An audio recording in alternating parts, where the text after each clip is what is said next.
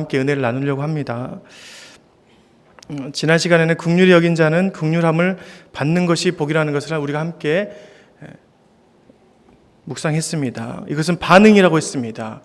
모두가 죄인이라는 것을 알아갈 때 그런 반응이 자동적으로 나온다는 것입니다. 우리가 속보이는 성도가 되어야 한다고 했습니다. 교회는 모두 죄인들의 공동체입니다. 교회만이 아닙니다. 천국도 마찬가지입니다. 천국 시민들은 모두 죄인으로 시작하였던 범죄자들이었습니다. 모두가 하나님의 구속의 은혜를 경험한 자들이 바로 천국 시민들입니다. 안타깝게도 천국 시민이 되려면 반드시 죄를 지었던 경험이 있는 자만이 들어갈 수 있는 것입니다. 천국 시민이 되기 위해서 죄를 지어라는 것이 아니라 모든 사람이 죄인이라는 것을 알려주기 위해서 이런 말씀을 우리에게 주신 것입니다. 교회 안에서 어떤 사람은 거룩하고 어떤 사람은 덜 거룩하신 것이 없습니다. 모두가 죄인으로 시작해서 예수로 인해 거룩해진 자들이 바로 교회 안에 성도들이라는 것입니다. 목사나 성도나 모두가 죄인으로 목욕탕에 들어가야 할 사람이라는 것을 우리는 명심해야 합니다. 누구나 예수로 인한 큰 은혜를 경험하는 자들이 바로 우리라는 것이죠. 그렇다면 목사라고 성도라고 실수하지 않겠습니까? 다 실수합니다. 보통 사람들은 목회자는 완벽해야 한다는 생각이 있습니다. 어느 교회에서는 어느 성도님이 교회를 나가지 않기 시작했답니다. 오랫동안 교회를 나오지 않자 담당 교육자가 신방을 했는데 이렇게 물어봤습니다. 왜 교회를 나오지 않습니까? 라고 물어봤더니 담임 목사님이 식당에 가서 갈비탕을 먹는데 큰 갈비뼈를 젓가락으로 먹지 않고 손으로 들고 뜯어 먹었다고 교회를 떠났다고 합니다. 치라고 하죠. 목사님에 대한 환상이 깨져서 교회 다니기가 싫어졌다고 하는 것입니다. 실화입니다. 웃기자고 그런 것이 아니라 실제로 한국교회에서 일어난 사건입니다. 그런데 지금 한국교회가 이런 모습이 많이 있습니다. 목회자가 우상이 되고 강단이 제단이 되는 경우가 많다는 것이죠. 여러분, 예배당이 성전입니까? 예배당은 건물입니다. 예배당은 성전이 아닙니다. 건물은 무너져도 교회는 무너지지 않습니다. 할렐루야. 예배당이 성전이라면 로마 시대에 있었던 박해로 사라진 성전은 하나님의 교회를 없어질 수 있는 그런 요소가 되었을 것입니다. 하지만 그렇지 않습니다. 성전은 바로 우리의 몸입니다. 우리의 마음이 바로 성전입니다. 하나님께서 성전은 우리 마음에 두신 이유는 마음은 절대 무너지지 않기 때문입니다. 지금 IS에서 세계를 상대로 선전포고를 했습니다. 온 나라의 멸망을 가져올 만큼 자신들의 분노가 치솟았다는 것입니다. 프랑스는 이번 테러 사건을 통해서 IS와 정식 전쟁을 선포했습니다. 아무리 IS 국가에서 건물을 부수고 기독교의 오래된 문화재를 부수고 어린이들을 대량 학살해도 우리는 하나도 무섭지 않습니다. 왜 그렇습니까? 성전은 우리 마음에 있기 때문입니다. 우리 육체를 부숴도 우리의 마음이 빼앗기지 않으면 하나님의 교회는 절대 무너지지 않는 것입니다. 그런데 여러분의 마음이 목회자를 우상처럼 여기고 예배단을 성전으로 여긴다면 박해가 아니더라도 교회는 무너지는 것입니다. 지난번 수요일에도 말씀드린 것처럼 예수님께서는 자신의 모든 사역에 제자들과 함께 했습니다. 제자들에게 경계를 두는 것이 아니라 자신의 모든 것을 다 드러내 보이셨습니다. 화장실도 같이 가는 경우도 있었을 것입니다. 이것은 엄청난 사건입니다. 예수님이 거룩한 어떠한 형태가 아니라 삶 속에 들어와 자신의 모든 것을 오픈했다는 것이죠. 그 안에 마음의 성전이 그들에게 전달되었다는 것입니다. 마음이 성전이기 때문에 교회는 마음이 통해야 합니다. 속이 보이지 않는 공동체는 교회가 아니라고 해도 과언이 아닙니다. 여러분, 예수님의 제자 중에 누가 있었습니까? 바로 가룟 유다가 있었습니다.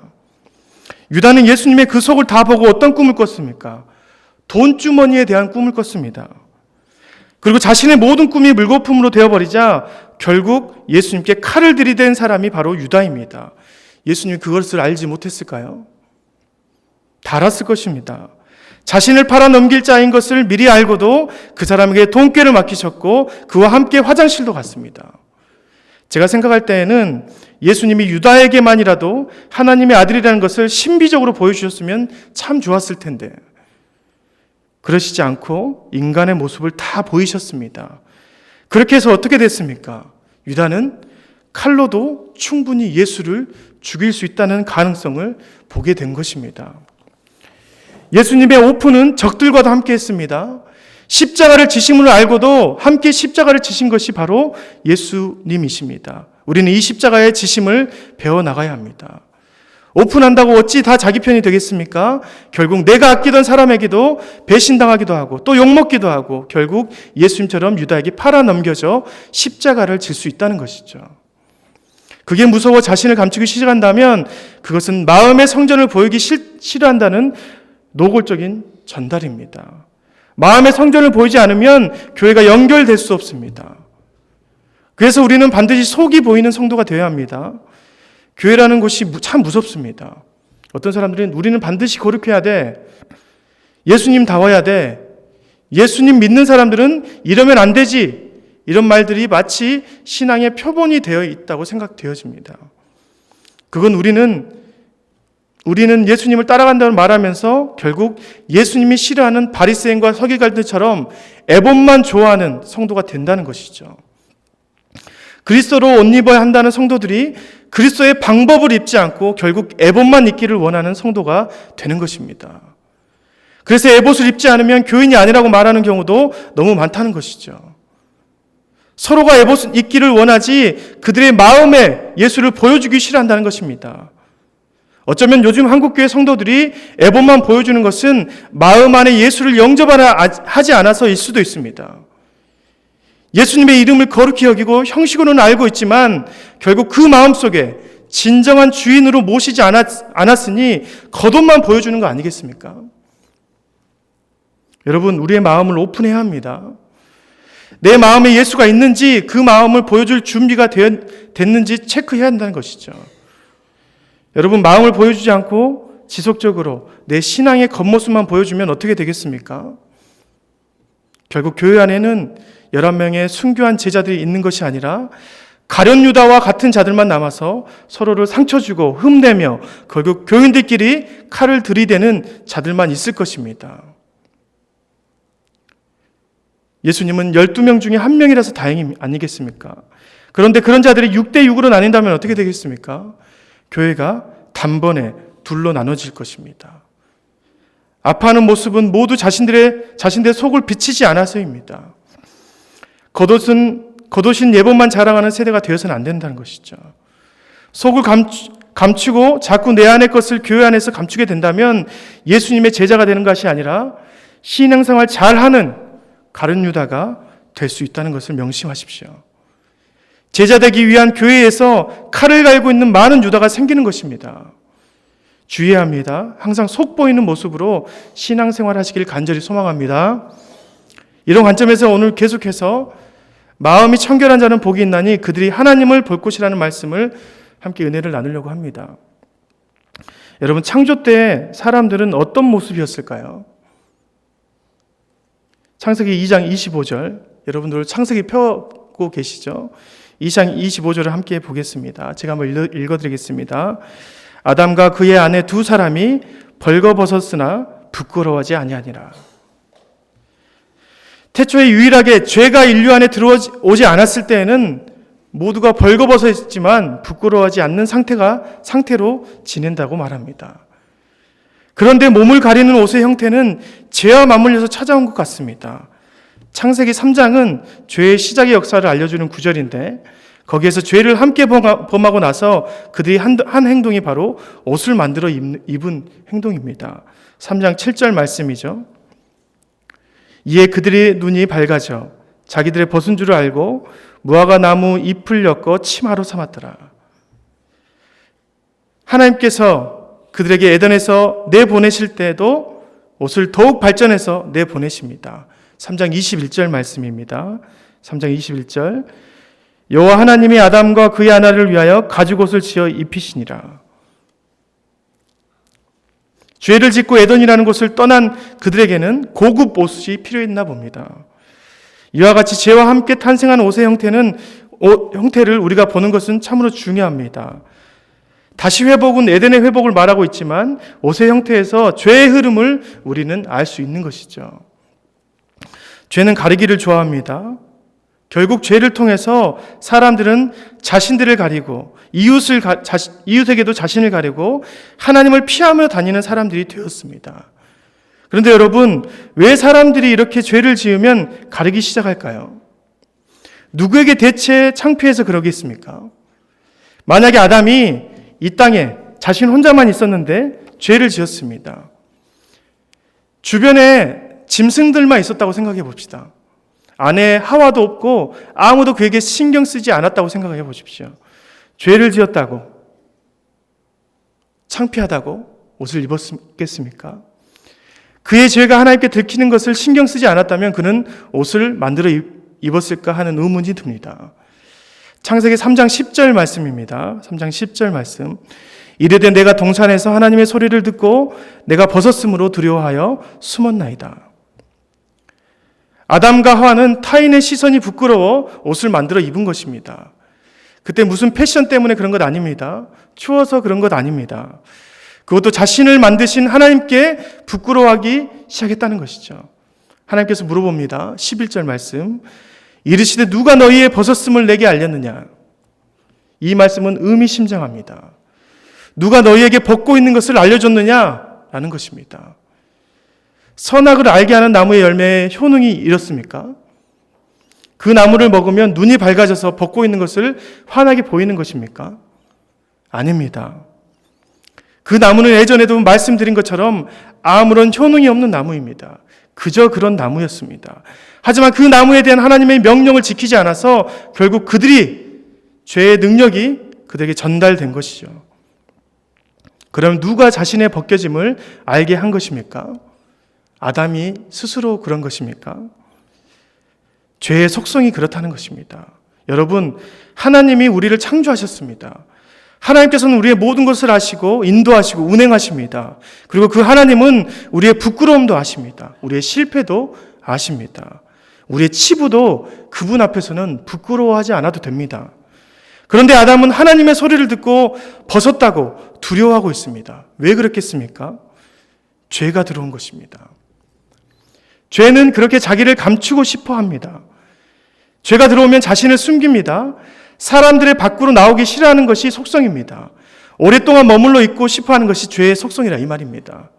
그래서 들어가면 마치 없는 것처럼 숨어버리는 것이 죄입니다. 죄는 사력을 다해서 인간 안에서 숨기를 바랍니다. 사람들에게 들어가서 숨겨진 다음에 영원히 남아서 어떻게 만드냐면 결국 사람을 하나님의 백성이 아니라 죄인으로 만드는 것이죠.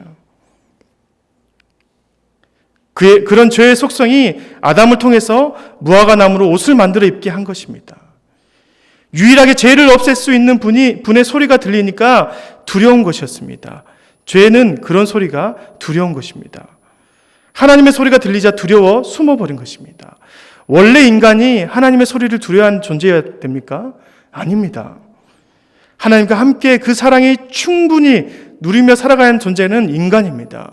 하지만 그 안에 죄가 들어가 그가 하나님과 원수된 상태인 죄인이 되어버리니까 숨고 싶어진 것입니다. 제가 오늘 말씀드리고자 하는 것은 옷을 많이 입고 다니는 사람이 더 죄인이라고 말하는 것이 아닙니다. 원래 우리는 벌거벗은 몸으로 살아가야 될 존재라는 것이죠. 우리가 벌거벗고 하나님 앞에 나간다고 생각해 보십시오. 여러분 어떻겠습니까? 하나님 앞에서 실오라기 하나 안 걸치고 나간다고 생각해 보십시오. 좀 부끄러우십니까? 감히 하나님 앞에 아무런 옷도 걸치지 않고 나간다고 생각해 보십시오. 생각도 못할 거 아니겠습니까? 출애굽기 28장에 보니까 대제사장들이 하나님 앞에 나아갈 때 에봇을 입고 나갔습니다. 에봇은 금색실, 청색, 자색, 홍색 실로 꼬아서 만든 옷입니다. 그런데 여러분, 그것이 의미하는 것이 무엇일까요? 그리고 그 옷에는 호마노라는 보석을 달아서 이스라엘의 아들들의 이름을 새겨 넣어서 입게 했습니다. 여러분, 하나님 앞에 가면 이런 금실과 화려한 것으로 치장해야 되는 게 맞습니까? 어떤 분들은 이렇게 말합니다. 하나님 앞에 친해질 수 있다는 것은 이렇게 화려하게 입고 가야 되니까 나에게 있는 가장 비싼 옷을 입고 예배를 드려야 된다 라고 말해야 되는 사람도 보았습니다. 그건 참으로 잘못된 해석입니다. 여러분, 이것은 마치 에덴의 모습을 본떠서 만든 에봇의 모양입니다. 금과 호마노로 치장된 옷은 에덴의 최초의 그 땅의 모형이었습니다. 여러분 창세기 2장 11절 12절 함께 보시겠습니까? 창세기 2장 11절 12절 제가 읽어드리겠습니다. 첫째 이름은 비손이라 금이 있는 하윌라 온 땅을 둘렀으며 그 땅의 금은 순금이요 그곳은 베델리헴 진주와 호마나도 있었다 라고 나와 있습니다. 그러니까 태초에 있었던 에덴은 금과 호마노와 진주가 가득한 곳이었습니다. 모세를 통해서 보여주신 에봇의 참 모습은 에덴의 사람이 되어야 한다는 것이죠.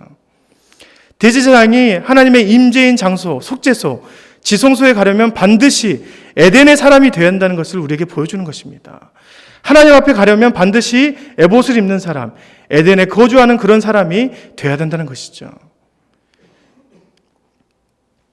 여러분, 에덴은 아담을 둘러싸서 하나님의 보호하심과 하나님의 임재를 경험했던 곳입니다. 에봇을 벗기면 어떻게 되겠습니까? 아담처럼 우리가 벌거벗은 몸으로 하나님을 만날 수 있는 것이죠. 죄가 없는 사람, 하나님의 임재가 항상 있는 그 에덴을 의미하는 것이 바로 에봇의 상징성입니다. 하나님 앞에 가면 에덴의 모습과 함께 걸치지 않는 모습으로 나오라는 말씀 아니겠습니까? 그렇다면 내가 너희를 만나주겠다. 그런 하나님의 약속이 담긴 말씀입니다. 여러분, 하나님의 사람들은 벌거벗고 하나님 앞에 나가야 합니다. 하나님의 나라에 들어가는 사람들은 하나님 앞에 모든 것을 벌거벗은 상태가 되어야 된다는 것이죠.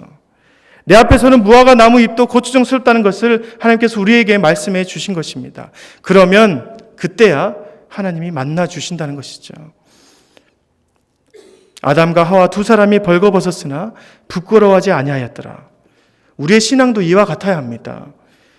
여러분, 사랑하는 가족 앞에서는 부끄럽지 않습니다. 그렇지 않습니까?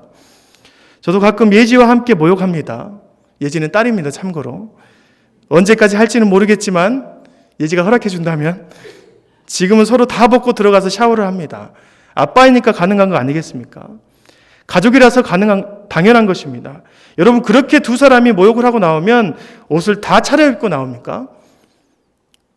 다 차려입고 나옵니까? 저희 집만 그런가요? 가족들은 부끄럽지 않습니다. 저희 집에 있는 하와가 저를 막 째려보고 있어도 저는 전혀 부끄러움이 없이 벌거벗은 상태로 나오게 됩니다. 그것이 바로 가정입니다. 이것은 하나님의 나라의 실현입니다. 가정이자 하나님의 나라인 교회의 모습의 실현이 되어야 합니다.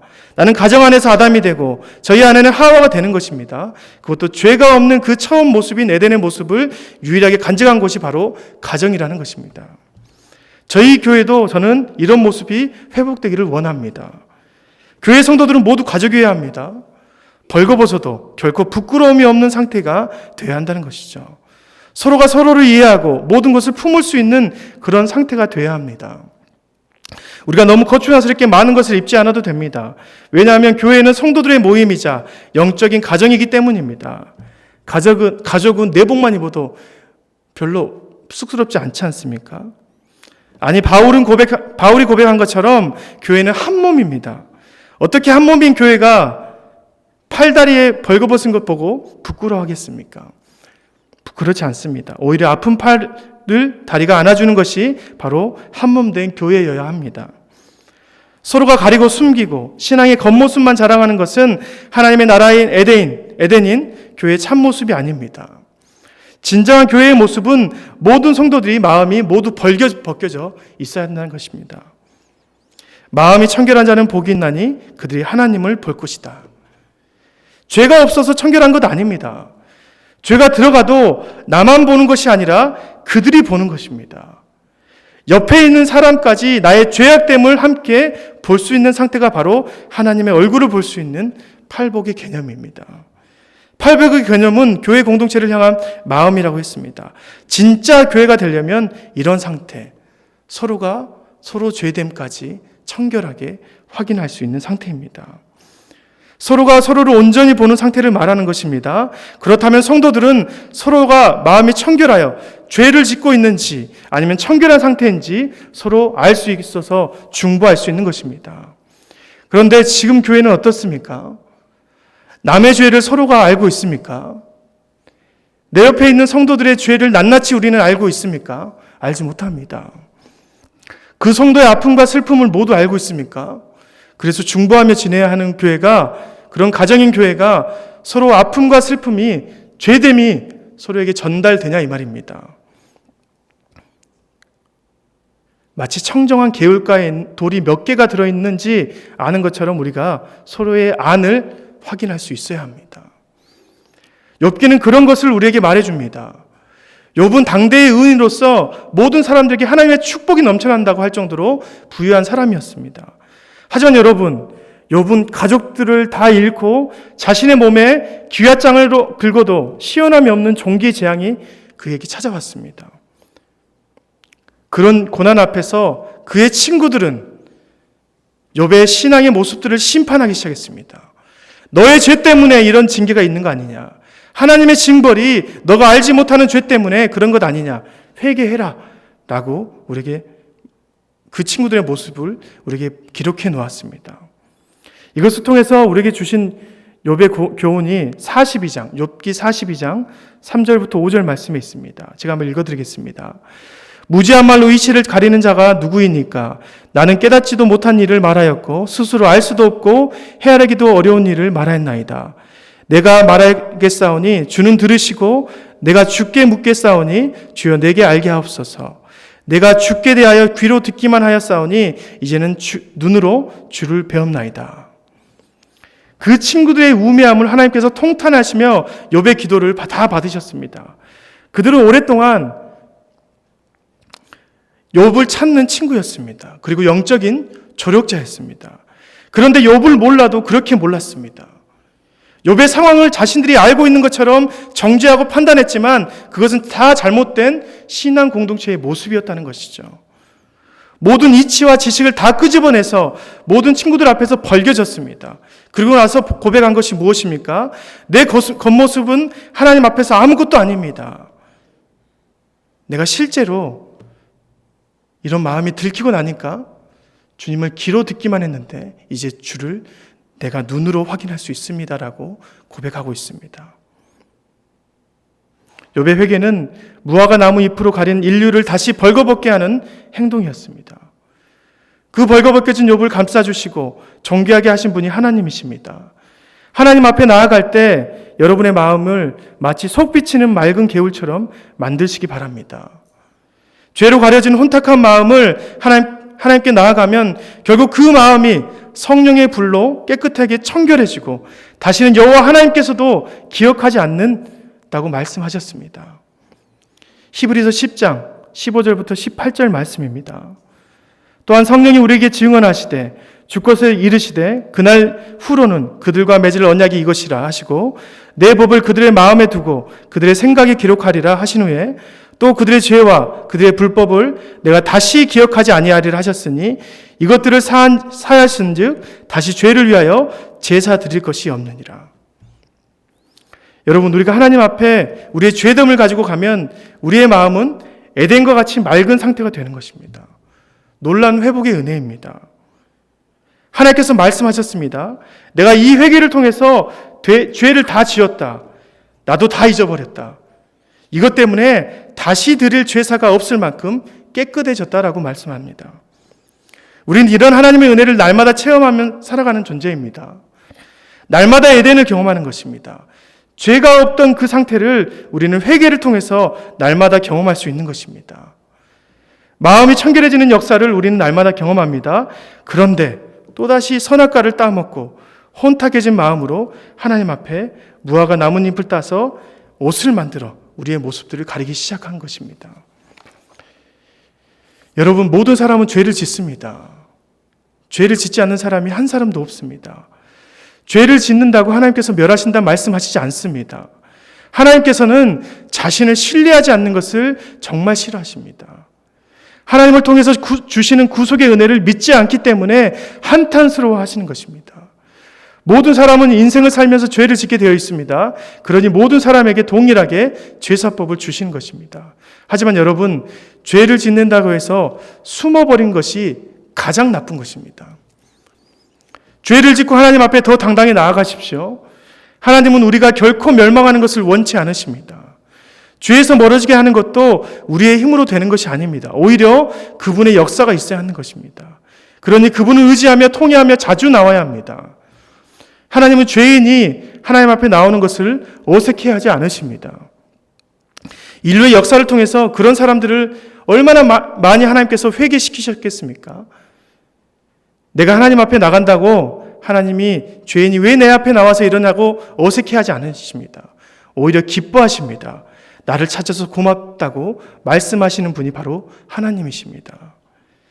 아담과 하와가 하나님의 소리를 듣고 죄송하다고 울면서 하나님 앞에 어린아이처럼 나아갔다면 어떻게 됐겠습니까? 하나님께서 이놈 왜 먹지 말라고 하는 나무를 먹었느냐라고 하셨을까요? 아닙니다. 울지 말라고 안아줬을 것입니다. 그래 고생했다고 그러지 말라고 말씀해 주셨을 것입니다.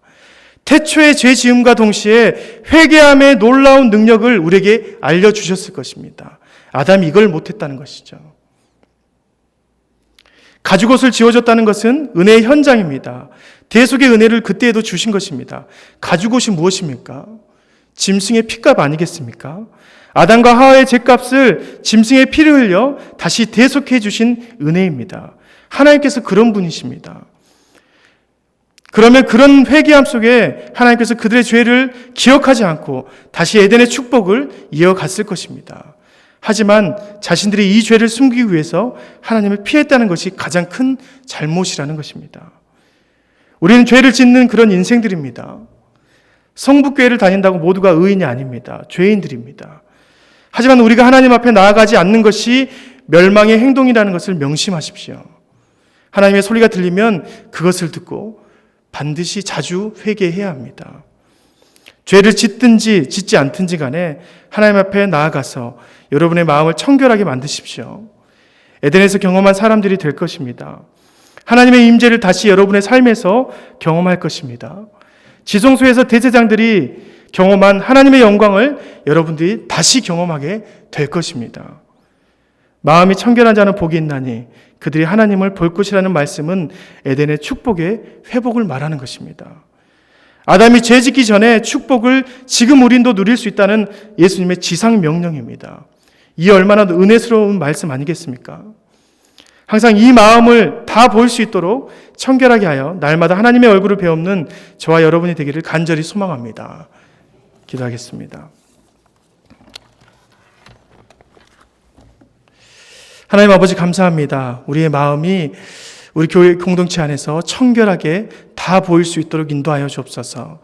하나님을 찾아갈 때 정말 우리의 마음이 맑은 개울가처럼 청결하여서 우리의 죄가 하나님 앞에 다 들통날 수 있도록 주님 인도하시고 그 구속의 은혜 가운데 회개함의 은혜 가운데 우리가 항상 머물 수 있어서 하나님의 얼굴을 직접 배우는 우리의 모습들이 될 수 있도록 인도하여 주옵소서. 그래서 항상 우리가 에덴의 축복, 주님의 임재의 축복을 경험하는 우리 모두가 될 수 있도록 인도하여 주옵소서. 감사드리며 예수님의 이름으로 기도드립니다. 아멘.